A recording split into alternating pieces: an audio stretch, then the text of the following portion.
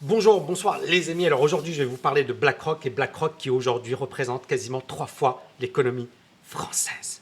C'est juste dingue. Est-ce que BlackRock devient incontrôlable? Est-ce que BlackRock aujourd'hui est plus puissant que des pays? Bon, la réponse est oui, bien évidemment. Qu'est-ce qui explique la montée en puissance de BlackRock? Je t'explique tout dans cette vidéo. Donc, BlackRock vient de battre un nouveau record, on le voit ici sur cet article, avec une gestion sous actif des actifs sous gestion de 9 000 milliards de dollars. C'est juste énorme et c'est le plus gros gestionnaire de fonds de la planète. Pour info, le PIB c'est quoi? C'est ce que produit un pays en un an. D'accord?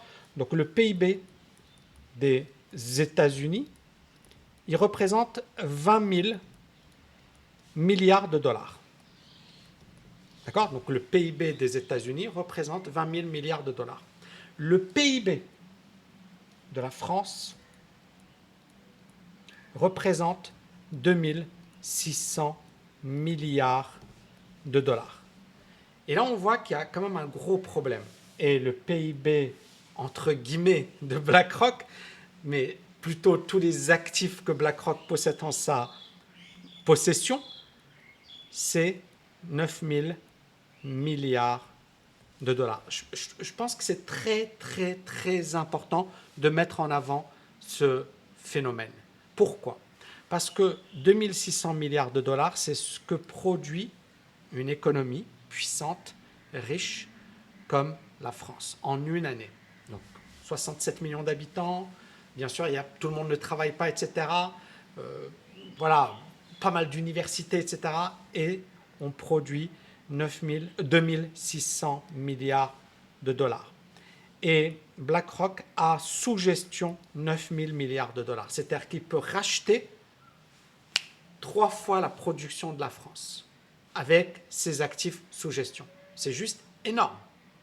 Et donc on voit un peu la situation dans laquelle on se trouve aujourd'hui avec véritablement la montée en puissance d'un géant de la gestion d'actifs. Et ce n'est pas prêt de finir, vous allez voir dans cette vidéo. Alors pourquoi BlackRock est monté en puissance à ce point? Qu'est-ce qui explique finalement la montée en puissance de BlackRock? Ici, vous voyez les profits de BlackRock qui grimpent après effectivement avoir atteint les 9 000 milliards de dollars d'actifs. Et on a une hausse de 16% des profits. On a, durant le dernier trimestre, 172 milliards d'actifs qui sont arrivés chez BlackRock. Et les actifs de 9 000 milliards cette année, comparés à 6 500 milliards il y a une année.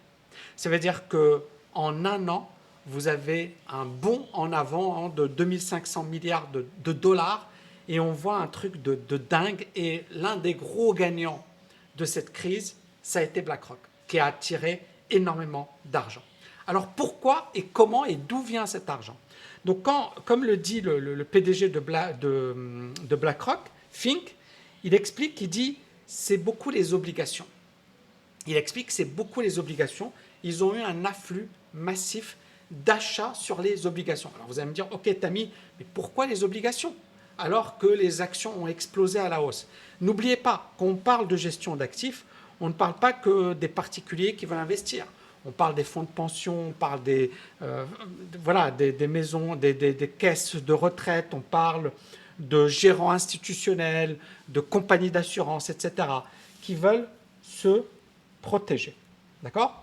Sauf que ces boîtes, elles ont vu une chose, elles ont vu que la reprise, elle était là. La reprise, elle était là grâce au vaccin et puis bien évidemment grâce au plan de relance massif de Biden, 2 000 milliards de dollars, et puis on a eu des milliers de milliards de dollars, on parle de 16 000 milliards de dollars d'injectés, ou 18 000 milliards, bref, des milliers de milliards de dollars injectés dans l'économie. Donc on a beaucoup d'argent qui est injecté, et on parle de plus en plus aujourd'hui de l'inflation. D'accord?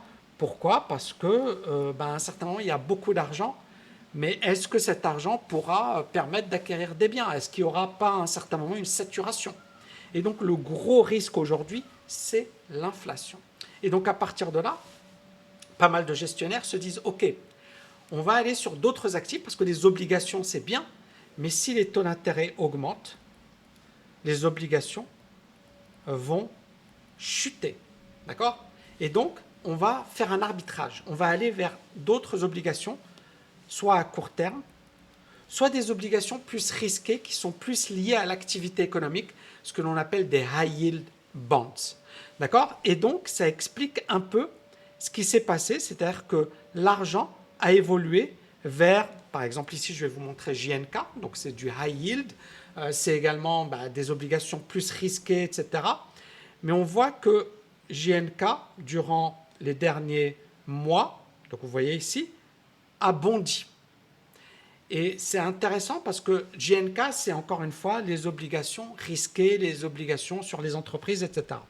Et on va comparer JNK avec des obligations pépères d'État. D'accord? Et on voit que durant les 3 derniers mois, regardez, ça baisse. Donc on va comparer ça avec JNK, donc High Yield Bonds.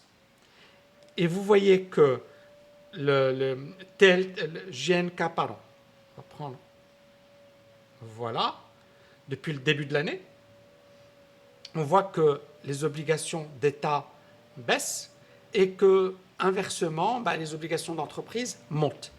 Et on voit bien ici le risque, c'est-à-dire que beaucoup de gens se disent si on a une augmentation subite des taux d'intérêt, on risque effectivement de se retrouver en grave difficulté.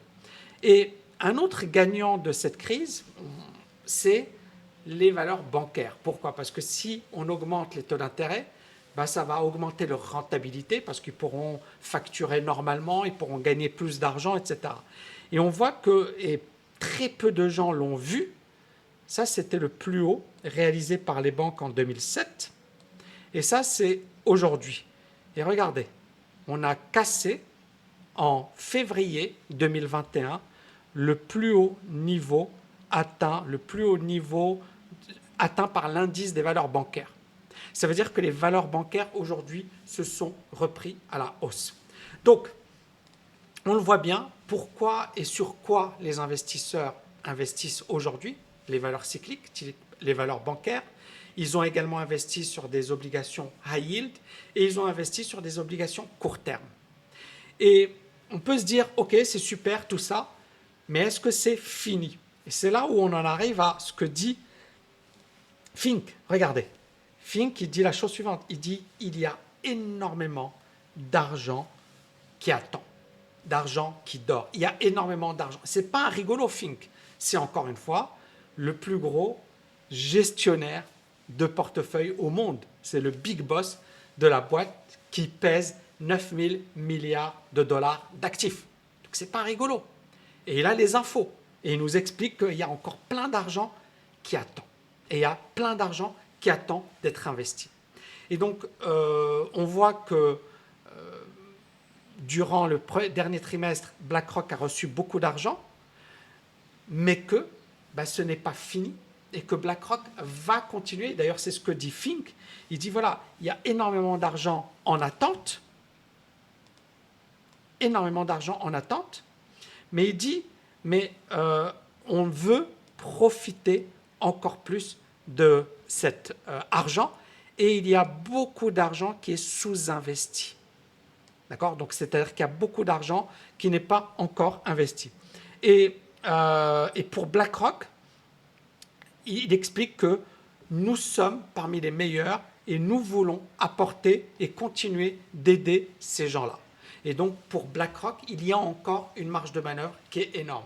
Et donc, ce qui est incroyable dans cette histoire, c'est que 9 000 milliards aujourd'hui, mais BlackRock veut viser les 10 000 milliards et peut-être encore plus.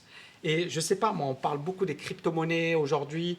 Et les crypto-monnaies, aujourd'hui, on estime la valorisation des crypto-monnaies à 2 000 milliards. Et BlackRock, c'est 9 000 milliards de dollars. C'est juste pour vous donner une idée de la puissance de BlackRock. Voilà, j'espère que vous avez kiffé cette vidéo. N'oubliez pas de la liker, de la partager. Juste avant de quitter cette vidéo, dites-moi quels sont les thèmes que vous aimeriez que j'aborde durant les prochaines vidéos. Je vais me baser sur ces thèmes pour justement vous créer du contenu sur mesure. Je vous dis à très bientôt les amis. Ciao, ciao, ciao!